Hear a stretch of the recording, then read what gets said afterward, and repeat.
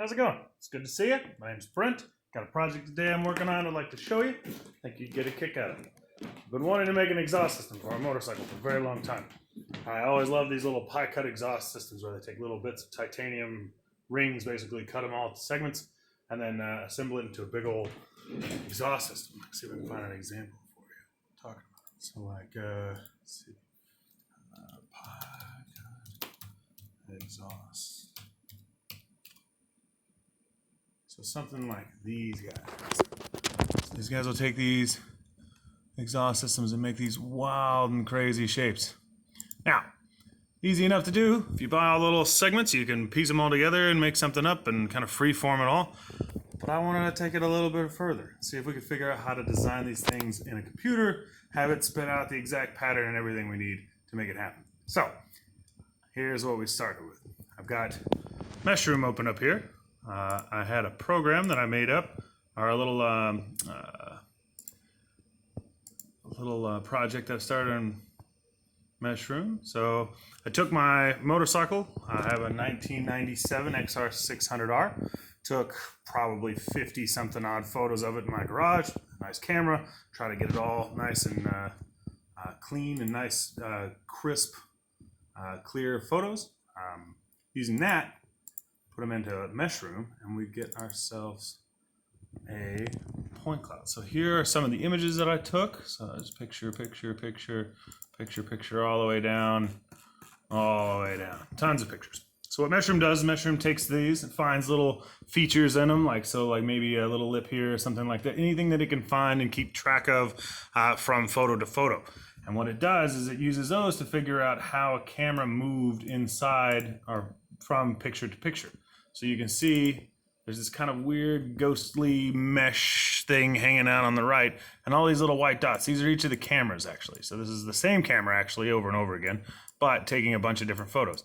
You can see I'm getting kind of a little ghost photo out of my actual motorcycle. So let's see if we can take a little bit better look. Let's load the model. And what this will do is it'll actually allow it to texture it. So this is super useful software for doing something like you want a 3D model of a stump. I saw one of the tutorials that I followed had a lot of that in it. You could do anything. You could do this pepper grinder. You could do this camera. You could do this. I have a lot of stuff on my desk. I need to clear this out. But what I wanted was a motorcycle. So let's see if it'll load the texturing model. There is a lot of math that goes into this, so it does get quite CPU intensive. So it does bog down your machine from time to time. But as you can see, I got this sweet 3D model of my motorcycle in my garage. You can see my toolbox. It got all the stuff in the background because I did all the photos from one side. I really only cared about this side here, so I could actually get these exhaust pipes and I could figure out what shape I wanted to put in. So now that I have that, took that model, I'll close this, I don't actually need this anymore. Open up Rhino. Rhino is super powerful CAD software. It's amazing stuff. It's built by Adobe. It's fantastic. If you've designed stuff in SolidWorks or Inventor or things like that, and you want to do more surface modeling and pretty stuff, I would suggest learning how to use this tool.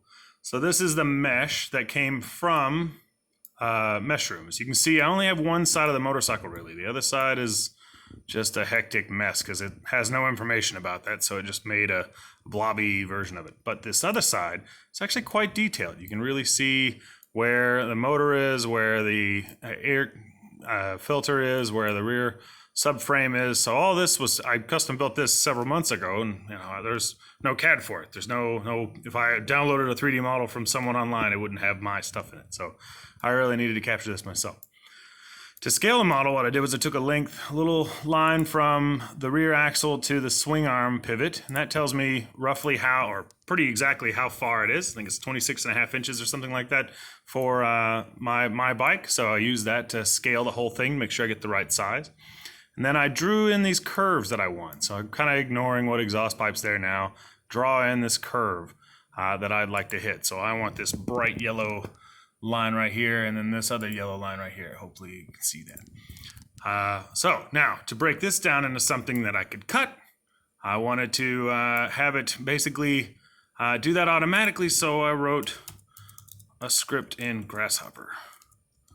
So Grasshopper is graphical programming, more or less. I don't know if anyone's ever used like Simulink or things like that, but it's a really, really cool bit of software. So what this program basically does is it starts out, this grabs the geometry from Rhino, and it'll take it and interpolate it based on how accurately I want it to fit. So right now you can see it's trying to fit these rings are actually what the weld seams would be. So the part that I would cut out, bend together, and then re-weld together.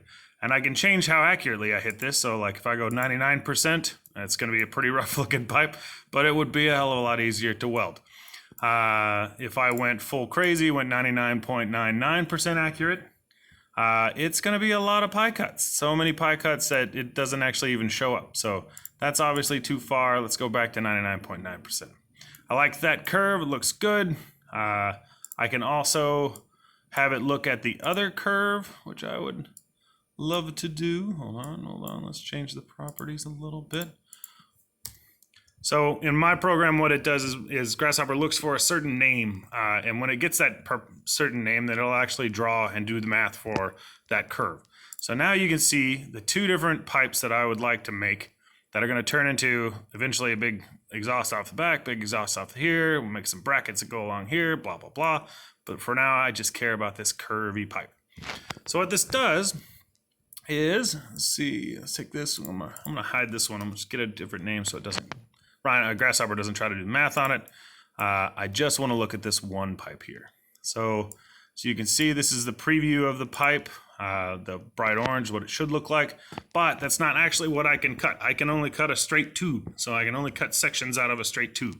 So what I'm gonna do is I'm gonna go through here, and what all this junk here does is it measures the angles between each of these little sections and figures out how they're all rotated relative to each other, and then it gives me, spits out an array of all those angles and relative to each other and how far apart they are from each other, so I can construct a straight version of this pipe right here.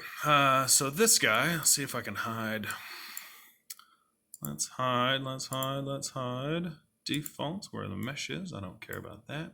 This is some old junk from an old project that probably should go away. I don't know why it's really even in there anymore. Hold on. I don't want to see that. Okay, cool. Hiding that. So this would be the straight version of that pipe, along with a flattened out version of it.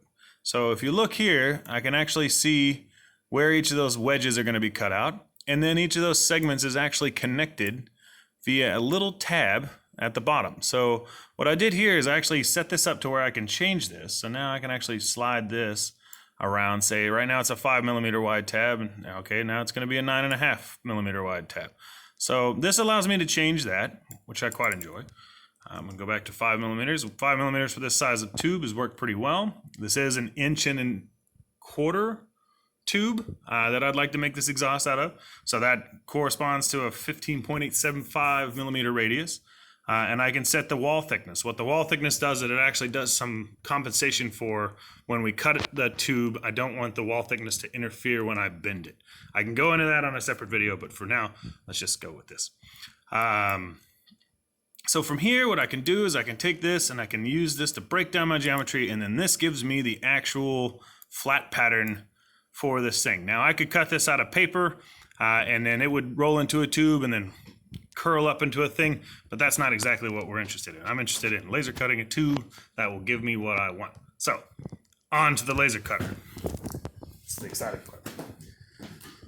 For our laser cutter system, take you downstairs. Darkness. What's up, Einstein? All right, here we are in the shop. Lights on so I can see. We have here the Fablight, like FL3000, 3500, 3000.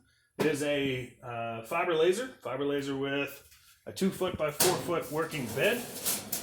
And then it also has a rotary head, so it allows me to actually cut tubing. So that's what I'm most excited about. Let's see how long it'll take us to do that part. So come in.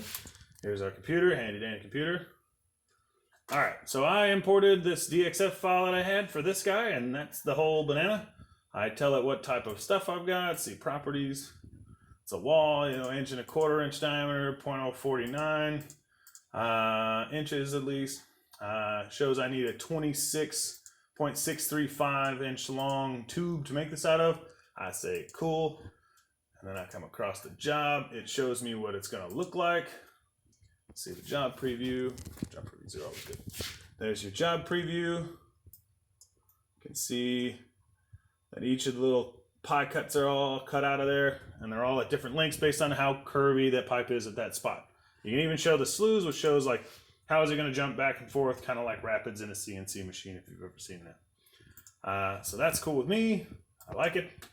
I'm going to say okay. This is the right pipe. I've already done the left pipe. Let's give it a go.